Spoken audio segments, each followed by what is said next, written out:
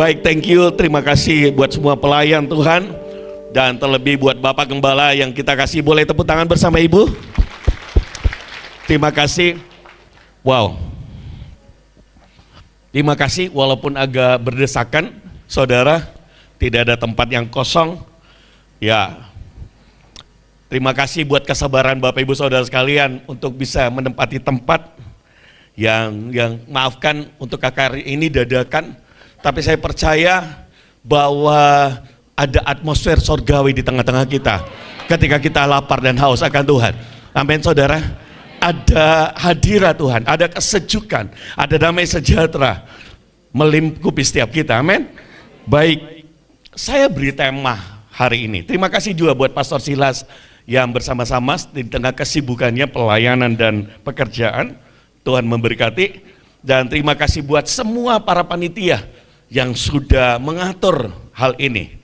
Ya, dan saya percaya ketika kita sudah mendoakan dan kita sungguh-sungguh lapar dan haus, biarkan Tuhan bekerja saat-saat ini. Amin saudara.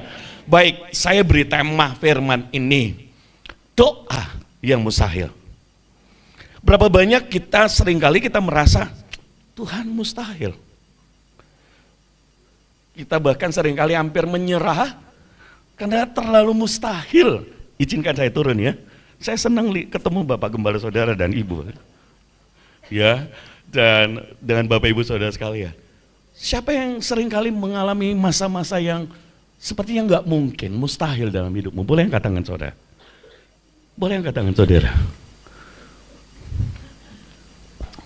Kenapa hampir semua kita, bahkan saya mau berkata semua, kita seringkali mengalami hal itu. Kalau kita mesti mengerti bahwa ada tujuan Tuhan ketika Tuhan mengizinkan kita mengalami, maka dibutuhkan untuk kacamata rohani untuk melihat hal itu. Kita hidup ini dengan pakai mata jasmani kita. Dokter berkata mandul, dokter berkata tidak mungkin. Adik saya baru dinyatakan dia ginjal, saudara, setelah 4 tahun, 5 tahun, dan akhirnya dia divonis dokter hampir meninggal. Saudara, rasanya nggak mungkin. Tapi waktu di tengah doa, saya berkata Tuhan akan sediakan engkau ginjal. Dan saudara mau tahu, di golongan darahnya sulit sekali. Tapi Tuhan sudah menyediakan orang kerja, pembantunya. Orang yang begitu sayang dengan dia, percaya. Dan dia bilang begini, coba darah saya. Dia nggak tahu golongan darahnya. Dan ternyata pas sama. Bahkan cocok. Nah saudara, puluhan tahun sebelumnya Tuhan sudah sediakan mujizat. Tapi yang Tuhan inginkan kita percaya. Amin. Amin. Ada banyak orang ketika menghadapi hal yang mustahil, dia kecewa. Saya lahir dari keluarga yang miskin.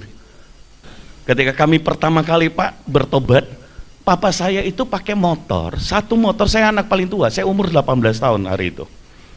Dan kalau pergi ke gereja, apalagi musim hujan, itu mesti 4 kali kira-kira, antar mami, antar saya, antar adik berkali-kali. Dan bahkan seringkali kita kehujanan. Tapi satu pesan saya, satu pesan papi, carilah Tuhan sungguh-sungguh. Bahkan papi saya itu worship leader, khotbah 4-5 kali, tidak digaji saudara. Dan itu yang saya lihat, apa sih yang papi saya cari? Dan dia selalu bilang, jangan hanya ibadah sekali, cari Tuhan minimal 2 kali. Cari Tuhan ibadah di tengah minggu. Bahkan di rumah kami doa pagi setiap hari. Dia tanamkan benih. Kami lahir dari keluarga yang miskin, tapi benih ilahi. Kalau saudara, engkau menjadi Kristen tapi menjadi biasa-biasa, saudara, rugi. Tanamkan engkau menjadi Kristen. Kalau saudara tidak punya uang, jadilah orang Kristen yang sungguh-sungguh. Karena kau nggak punya lagi yang lain, nggak punya harta ya, kecuali ya anaknya yang punya properti mana, benar gak saudara ya?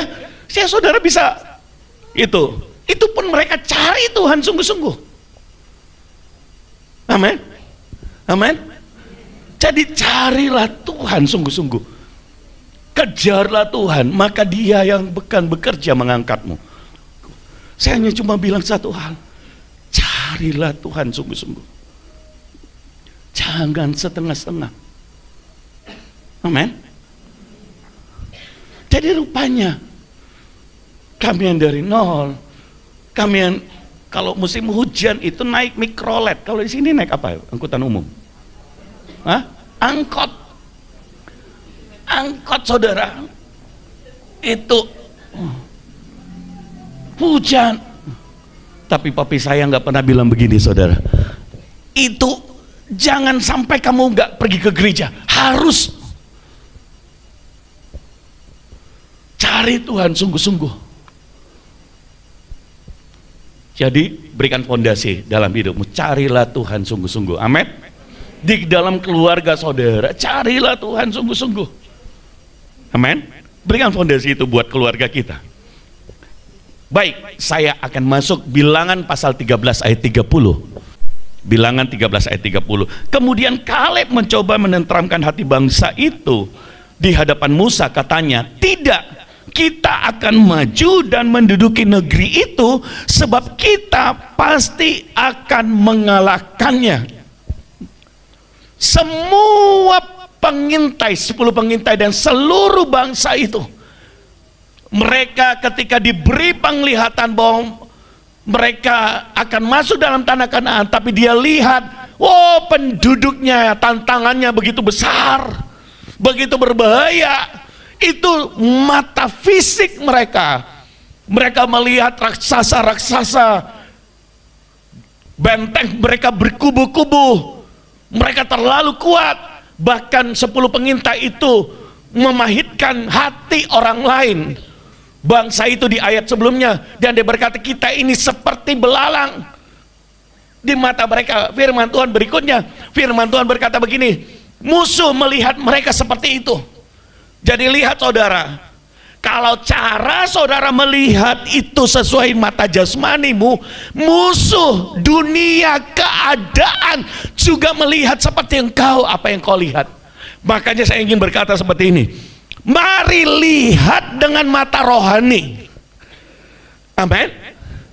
Apa itu mata rohani, Pak? Mata rohani itu imanmu. Dan iman itu di hati saudara. Iman timbul dari apa? Mendengar akan firman Tuhan. Jadi semakin banyak kau mendengar firman Tuhan, imanmu timbul. Imanmu itu di hati saudara. Saudara lihat, yang diserang oleh iblis selalu adalah apa? Hatimu. Marah, kecewa, pahit, segala macam alasan. Itu yang diserang. Supaya apa? Mata rohanimu, imanmu buta. Saudara pikir, oh yang tidak baik adalah orang ini, yo yang ini. Ada siasat iblis di belakang itu untuk memahitkan saudara. Dan saudara kemudian ketika 10 pengintai bicara, dia memahitkan hati seluruh bangsa Israel. Dan mereka menjadi melihat diri mereka seperti belalang. Mereka takut. Ini bahayanya saudara. Orang Kristen zaman sekarang hari Minggu dia hebat, tapi sampai di rumah, di kamar, dia obrolin apa? Pertengkaran, saling menyalahkan, melihat kepahitan yang diucapkan. No. Hati-hati dengan apa yang kau ucapkan. Hati-hati dengan cara pandang saudara. Kalau hati saudara menjadi pahit, tawar, kecewa, Pak, tapi saya dibuat jahat dengan orang itu, Pak, dia diombrolin begini. Saudara, orang bisa membuang sampah, tapi Kaleb tidak pernah menerima sampah itu. Orang yang punya pandangan rohani, dia selalu bisa melihat dengan cara firman Tuhan, sisi Tuhan. Amin. Amin. Lihatlah selalu Jadi ketika iman saudara bisa melihat maksud Tuhan di balik itu, maka perkataanmu akan keluar berbeda. Kaleb berkata ini tidak. Wow, semua orang bisa berkata tidak mungkin. Kaleb berkata apa? Tidak. Bisakah engkau berdiri sendiri untuk sebuah kebenaran, untuk percaya kepada Tuhan? Ataukah engkau punya iman adalah iman kebanyakan? Hai bapak-bapak, engkau harus berdiri, imanmu harus bisa membangkitkan keluargamu. Ketika istri dan anak saya, ketika kami menghadapi sesuatu dan saya berkata tidak, Tuhan di pihak kita, siapa lawan kita? Tuhan yang akan membela. Mustahil, ya saya percaya bahwa mustahil bagi kita, tapi bagi Tuhan tidak mustahil. Matius 19 ayat 26 saudara. 1, 2, 3 mari baca sama-sama. Yesus memandang mereka dan berkata, bagi manusia hal ini tidak mungkin, tetapi bagi Allah segala sesuatu mungkin. Amin. Orang-orang bisa berkata itu tidak mungkin, tapi saat itulah engkau berdiri dan berkata, bagi Tuhan segala sesuatu mungkin. Bagiku, bagimu itu tidak mungkin. Tapi kita punya sisi pandang yang berbeda. Bukan bagi kita, tapi bagi Tuhan. Amin. Sebab yang kita lihatlah itu yang akan terjadi. Saudara, Bilangan pasal yang ke 14 ayat 28, kalau saudara lihat, itu yang Tuhan lakukan. Katakanlah kepada mereka, demi aku yang hidup, demikianlah firman Tuhan, bahwasanya seperti yang kamu katakan di hadapanku. Jadi hati-hati apa yang saudara katakan. Mari baca sama-sama apa? Demikianlah akan kulakukan kepadamu. Wow. Ada sebuah power di bala imanmu menggerakkan Tuhan. Engkau terkonek dengan kuasanya ketika apa yang saudara katakan, apa yang kau percayai, Tuhanmu yang pencipta langit dan bumi, Dia melakukannya. Jadi jangan pernah untuk ragu-ragu dengan percaya, karena Dia yang melakukannya untukmu. Wow.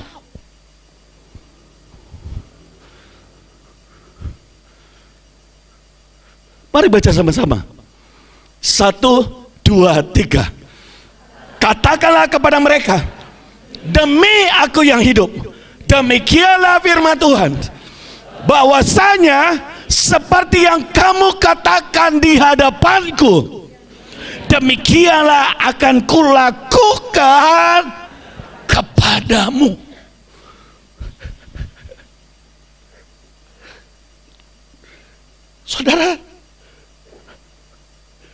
Saudara bisa merasakan kasihnya di sini.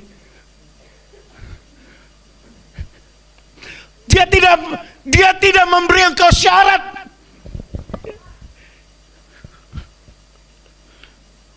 Dia hanya minta engkau percaya. Manusia memberimu syarat dan dia berkata kau tidak bisa. Iblis akan memberimu syarat dan dia berkata kau tidak layak. Tapi saya mau berkata demi nama Tuhan Yesus yang mati di atas kayu salib, Dia berkata seperti yang kamu katakan, cukup hari ini katakan kepada setiap masalahmu, demikian aku akan lakukan kepadamu. Mama saya pernah waktu masih muda, ketika diberkati Tuhan, saya tiba-tiba terhilang. Usia saya masih 20-an, baru menikah. Mama saya sedih, saya ada seorang gembala. Semua orang berkata, ini ada gembala paling nakal. Tapi mama saya tidak pernah berhenti berdoa.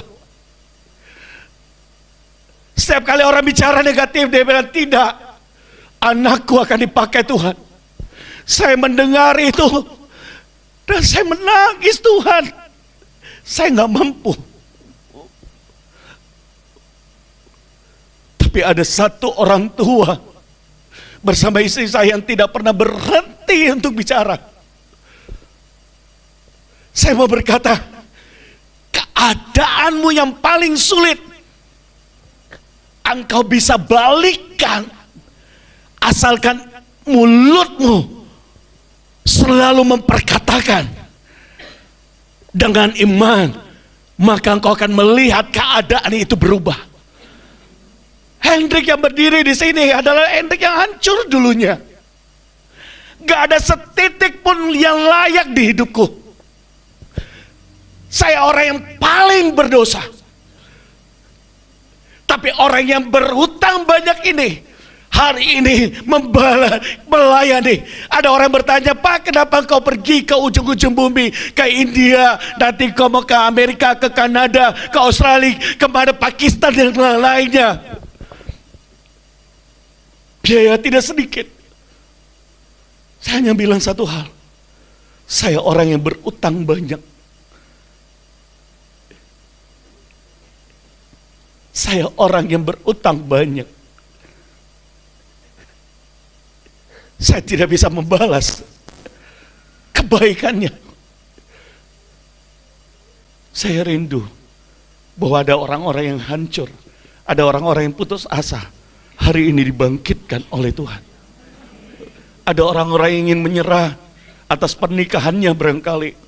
Ada yang mau berkata, Tuhan, suamiku mengkhianatiku. Saya ingin berkata, berdiri buat saya, di hari ini tidak banyak perempuan yang berdiri buat keluarganya. Tapi saya mau berkata di dalam nama Yesus, perkatakan bahwa suamimu, Tuhan ubah dia. Tuhan sanggup memulihkanmu seperti dia pulihkan saya. Dan ujungnya kau akan melihat kemuliaan Tuhan. Tidak pernah dia merancangkan keburukan, kematian, mempermalukanmu. Kalau hari ini apa yang kau alami itu nampaknya membuat engkau malu, tapi berdirilah atas kebenaran dan percayalah kepada Allahmu, dan Tuhan akan memulihkan dan mengangkat saudara. Bergantung apa yang kau katakan. Bisakah engkau merubah? Kadang-kadang kita hebat ketika kita pelayanan. Tapi ketika kita menghadapi kenyataan, disitulah peperanganmu sesungguhnya. Perkatakan kepada iblis. Kuasa itu diberikan pada mulutmu. Ibu-ibu, engkau, masa depan anakmu, keluargamu terletak pada itu.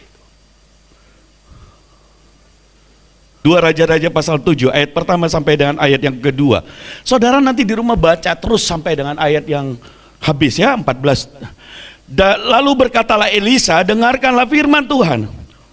Beginilah firman Tuhan, besok kira-kira waktu ini sesup kap tepung yang terbaik akan berharga sesikal, dan 2 sukat jelai akan berharga sesikal di pintu gerbang Samaria. Saudara lihat background daripada ayat ini adalah bangsa Israel hari itu mengalami krisis yang besar yang belum pernah terjadi. Bahkan kepala keledai harga 80 sikal. Tai merpati itu berharga begitu dibeli, saudara. Apalagi tepung dan yang lainnya. Kelaparan mereka dikepung dengan bangsa Aram yang begitu kuat, tidak ada makanan yang tersedia. Keadaan begitu sulit, dan tiba-tiba Raja Israel itu datang bersama perwiranya kepada Elisa. Jadi ketika saudara sedang mengalami pengepungan, sedang mengalami pemasalah dalam hidupmu, datang kepada Tuhan. Datang kepada gembala, datang kepada pemimpin rohani. Jangan cari nasihat, jangan cari jawaban di dunia. Ada banyak orang ketika menghadapi masalah, justru dia pergi cari teman-teman yang di luar Tuhan, teman-teman yang lain. Oh tidak, kau pergi ambil dukun di sana, tambah masalah saudara. Oh kau pergi ambil pinjol, oh ambil ini, ambil itu. Jangan saudara, datang sama Tuhan. Amin. Dan kemudian Elisa bernubuat. Nah ini, waktu saudara mendengar firman, perhatikan responmu. Ada dua respon yang terjadi. Tetapi perwira yang menjadi ajudan raja, ayat yang kedua, menjawab adik Allah, katanya, sekalipun Tuhan membuat tingkap-tingkap di langit, masakan hal itu mungkin terjadi? Jadi ternyata ada respon pertama percaya, tapi ada juga orang yang tidak percaya.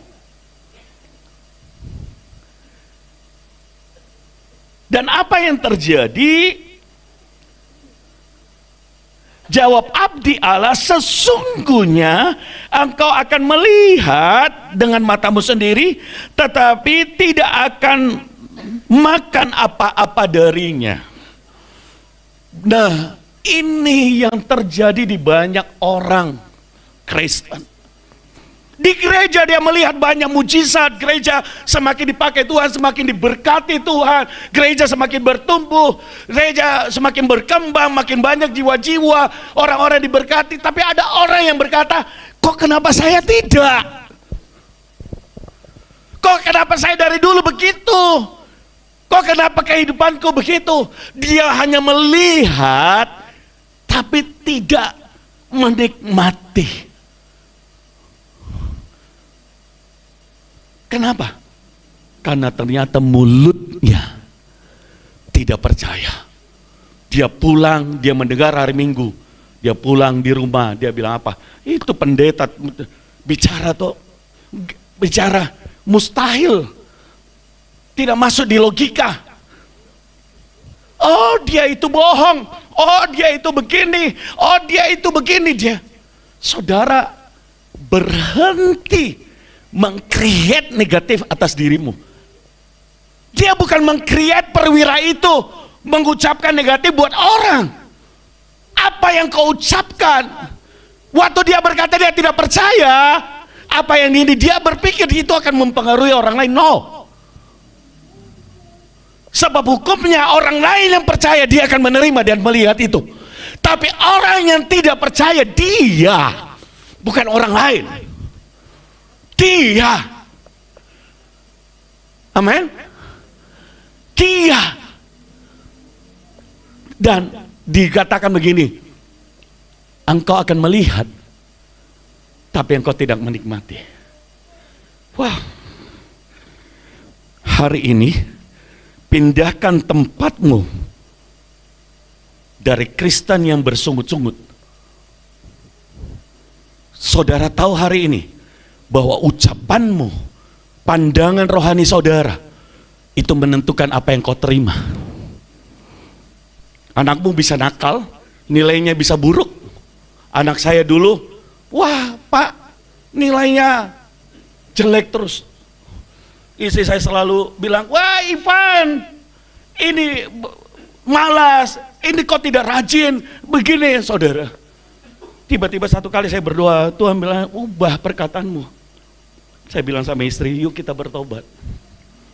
Saudara tahu, anak saya itu di ranking kalau dia bilang, Pak saya dapat ranking 2. Ranking 2 dari belakang. Kalau dia bilang saya ranking 5, kita udah bersyukur, itu ranking 5 dari belakang.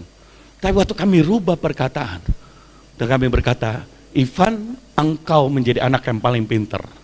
anak yang diberkati, anak yang dipakai Tuhan, anak yang gini. Sepertinya perilakunya belum berubah. Satu kali dia bawa dan dia bilang, "Pak, saya ranking 10." Saya pikir, ya sudah ranking 10 dari belakangnya, sudah, saya bersyukur. Dia bawa betul ranking 10. Dan kemudian dia bawa lagi, "Pak, saya ranking 3." Wah, betul ranking 3. Kemudian dia bawa lagi 1, saya ranking 1. Saya benar ranking 1. Hari ini dia menjadi youth pastor. Hari ini dia menjadi pengusaha. Hari ini dia dipakai Tuhan bersama istrinya. Di saat hari ini saya khotbah, saya baru lihat tadi pagi, tadi istrinya khotbah untuk pertama kalinya. Mereka baru menikah 2 tahun. Dia khotbah pertama kali. Sebuah anugerah Tuhan. Saudara, apa yang kau perkatakan, itu yang Tuhan lakukan. Hei, kalau Tuhan lakukan, apalagi alam semesta, para malaikat akan melakukannya untuk saudara. Engkau tidak melihat itu, tapi engkau menciptakan lewat perkataanmu. Ya, kalau istrimu, suamimu kasar, marah, ucapkan, "Suamiku adalah orang yang paling bijaksana, takut akan Tuhan, mengasihi Tuhan." Sambil engkau bikin kopi, jangan tambah sianida, saudara. Ucapkan itu. Sambil engkau makan pakai nasi goreng, tapi jangan tambah racun tikus. Dan engkau senyum, temani dia makan. "Suamiku, oh Pak, dia baru pukul saya, enggak apa-apa." Kau ngomong, "Suamiku adalah paling baik." Jadi laki-laki itu, saudara, keras kepala, sombong. Ingatku aja, saudara, makin dikerasin makin sulit. Tapi coba ibu-ibu belajar menundukkan diri. Dan mulai engkau sabar memperkatakan, "Pak, mau saya kasih sianida, Pak." Kalau Anda mau kasih sianida, dia tidak pernah berubah. Karena engkau adalah penolong bagi dia. Bapak-bapak rohani, masa depan anak-anak rohanimu itu banyak bergantung pada saudara. Yohanes 14 ayat 14. "Jika kamu meminta sesuatu dalam namaku, aku akan melakukannya." Amin. Apa yang kau minta hari ini? Jadi yang pertama, mulutmu tidak mungkin berubah kalau hatimu tidak sembuh. Amin. Jadi hari ini Tuhan mau sembuhkan hati saudara. Yang pertama, supaya matamu bisa melihat, ucapan yang keluar dari mulut saudara itu penuh dengan kuasa. Ucapanmu yang keluar dari mulutmu bukan lagi fakta-fakta dengan mata jasmani saudara, tapi iman saudara yang kau ucapkan. Amin. Karena Tuhan berkata, "Aku akan melakukannya." Kalau engkau berdoa, kalau engkau meminta sesuatu padaku, aku akan melakukannya. Amin. Amin. Ibu-ibu, Anda worship leader, ada pemain, para pelayan. Medan pertempuranmu bukan di gereja, tapi 6 hari di luar. Orang harus melihat itu. Amin. Waktu mulutmu memuliakan Tuhan dengan cara apa? Kau memperkatakan dengan iman. 1 hari belum berubah, 2 hari belum berubah, tapi pasti keadaanmu akan berubah asalkan imanmu tidak goyah, kata firman Tuhan. 1 Yohanes 5 ayat 14 dan 15, ini ayat yang terakhir. 1 Yohanes 5. "Dan inilah keberanian percaya kita kepadanya, yaitu bahwa ia mengabulkan doa kita. Jikalau kita meminta sesuatu menurut kehendaknya. Amin. Sekalipun itu mustahil, saudara mesti berani untuk percaya. Karena Dia yang berjanji akan melakukannya. Ketika Daud berkata, siapakah dia yang berani menghina pasukan bala tentara Israel, Allahnya Israel? Yang dimaksud adalah Goliat. Sekalipun semua orang takut, bahkan saudaranya berkata, hei, engkau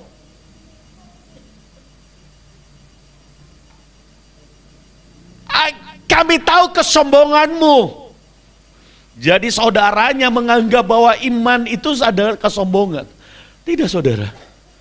Tapi Daud, kami tahu percayamu dengan Tuhan. Tapi buahnya dia mengalahkan. Saudara. Dan jikalau kita tahu bahwa Ia mengabulkan apa saja yang kita minta, haleluya, maka kita juga tahu bahwa kita telah memperoleh segala sesuatu yang telah kita minta kepadanya. Amin. Jadi waktu kita, saudara, meminta sesuatu dan kita tahu bahwa Dia mengabulkan, bahwa kita juga tahu bahwa kita akan menerima itu.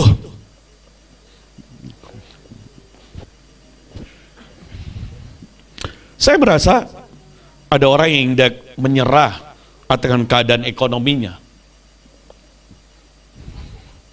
Kau akan kehilangan rumah, kau kehilangan bisnismu. Tapi saya mau berkata hari ini, Tuhan bisa mengubah keadaan itu. Tuhan bisa memulihkan. Tuhan bisa membangkitkan saudara.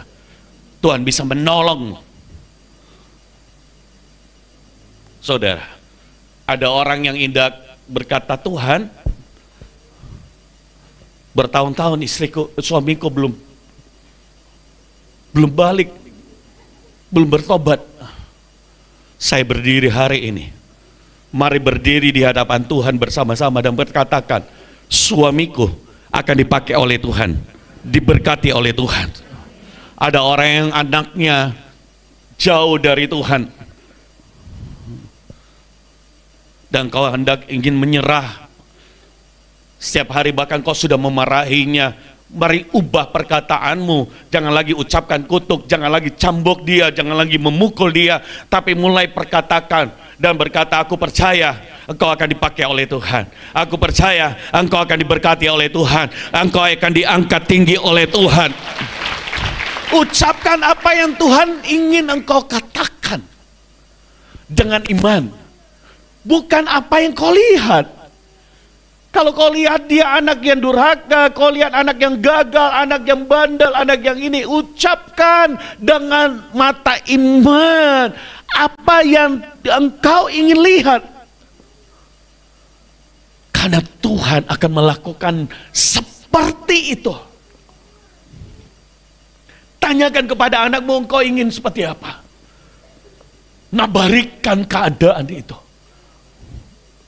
Di umur saya yang kecil, satu kali saya bilang kepada papa saya, Pak, saya ingin menjadi berkat bagi semua adik-adik, bagi keluarga. Rasanya tidak mungkin kita nggak punya apa-apa. Saudara, setelah itu saya bekerja, bahkan setelah menikah, saya bilang sama istri saya, jangan ambil uang, semua uang berikan kepada papi. Semua hasil berikan kepada papi dan mami untuk membiayai adik-adik. Sampai semua adik-adik saya selesai sekolah, sarjana, semua sudah menikah. Baru kemudian saya mulai usaha sendiri. Sebelum itu semua hasilnya diberikan kepada orang tua. Karena itu yang saya katakan. Apakah terlambat? Tidak. Hari ini ada banyak orang pusing tuh. Kita ini generasi sandwich. Hah? Benar gak? Hah? Stres. Ada istrinya bilang begini, kamu itu perhatikan, tapi ini nggak ada. Di Semarang semua baik-baik. Kamu itu hanya sayang orang tuamu, sayang anakmu, sayang saudaramu. Itu uang, kita kan sudah menikah. Padahal dia punya nasar, saudara. Saya itu seperti itu. Tapi saya bersyukur punya istri yang luar biasa. Itu istri saya keluarga ini dari salah satu nih. Siapa namanya lagi? Lupa. Saya itu kan pelupa, saudara. Untung firman saya nggak lupa. Saudara, istri saya luar biasa. Dan dia bilang begini, apa yang kau sudah janjikan, lakukan. Apakah Tuhan terlambat? Tidak. Setelah itu Tuhan lebih memberkati dengan kecepatan yang luar biasa. Amin. Adik-adikku semua diberkati, bahkan ada adikku hari ini yang kedua itu lebih. Semua keluarga dipakai oleh Tuhan. Buat apa kita dipakai Tuhan? Buat apa kita diberkati kalau cuma kita? Selama saudara kita, orang-orang di sekitar kita tidak merasakan berkat, buat apa? Istri saya adalah anak paling bungsu, tapi dia seperti orang yang paling tua di keluarga. Kenapa? Karena saya dan istri adalah merangkul semua saudara. Bukannya di keluarga saya, keluarga istri. Saya mau bilang gini saudara, kalau hatimu, orangmu pelit, hatimu pelit, kecil, sekecil itu juga berkat Tuhan. Tapi kalau hatimu besar, berkatnya tidak terbatas. Jadi saya ingin mengeksersis hati memberi. Jangan pelit kalau engkau ingin diberkati. Jangan pelit buat keluarga, buat orang tua, buat saudara. Alirkan, setur apa yang Tuhan, buat pekerjaan Tuhan. Jangan pelit karena Tuhan benci orang yang pelit. Jadi waktu saudara melakukan untuk Tuhan, saudara lihat berkatmu tidak terbatas. Iman itu bekerja seturut apa? Sejauh mana saudara percaya? Sayangnya imannya orang kebanyakan buat dirinya. Jadi yang pertama, sembuhkan hati saudara. Mulai hidup dengan iman, mulai hidup dengan mata imanmu, dan kemudian perkatakan. Bukan dengan apa yang mata jasmani laku, tapi apa yang firman Tuhan. Perkatakan itu. Amin. Karena Tuhan akan memerintahkannya, melakukannya untuk saudara. Dan mulai saudara, mulai hatimu penuh dengan kelimpahan, menjadi berkat bagi banyak orang. Mulai itu, ada kebutuhan, Bapak Gembala bilang, ada kebutuhan, ini seumpama. Ada kebutuhan buat kita mau punya gedung, kita punya tempat beli. Saudara, jangan sangat lihat-lihat. Siapa yang duluan ya? Langsung kau berkata, ya. Saya punya sebuah kesaksian. Ada seorang hamba Tuhan ketemu dengan anak-anak yang sekolah umur 10 tahun. Dan dia bilang begini, dia datang kepada hamba Tuhan ini. Pastor, saya ingin pastor menaruh tangannya di atas kepalaku, supaya Tuhan memberkatiku. Dan kalau Tuhan memberkati aku, berikan engkau pesawat jet. Anak 10 tahun saudara.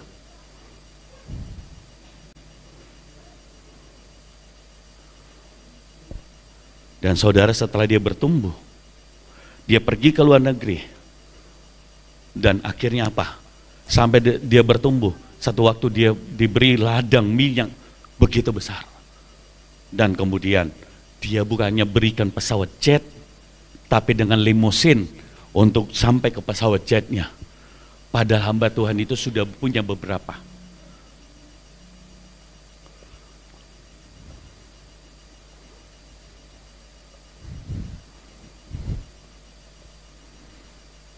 Saudara lihat, banyak kita ingin diberkati, ingin dipakai Tuhan, tapi buat diri kita.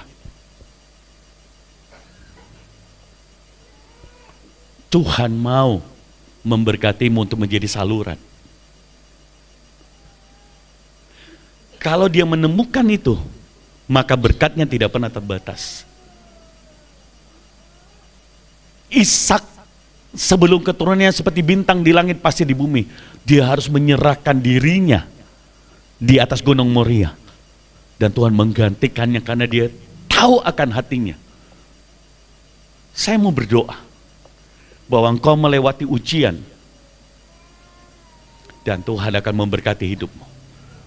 Tuhan sebelum memberkati seseorang, dia menguji. Karena terlalu mudah untuk dia memberkatimu. Tapi kalau tanpa hatimu saudara, sungguh-sungguh diuji Tuhan, yang terjadi engkau diberkati dan engkau sombong, menjauh dari Tuhan. Tapi saya berdoa di dalam nama Yesus, hati yang pelit itu diangkat dari hidupmu. Di dalam nama Yesus. Jadi mulai sekarang ada kebutuhan seragam, nggak usah tunggu dari gereja. Masing-masing, Pak saya Pak. Padahal itu uangmu cuma itu. Ada yang butuh apa? Ini saya Pak. Mungkin nggak ada orang yang tahu. Pak saya mau ini Pak. Lakukan ketika Tuhan mendorongmu. Jangan lihat orang lain. Maka saya berkata, ketika Tuhan melihat hatimu berlimpah, yang Tuhan lakukan apa? Dia akan melimpahkan berkatmu seturut imanmu. Saya jemput kita bangkit berdiri.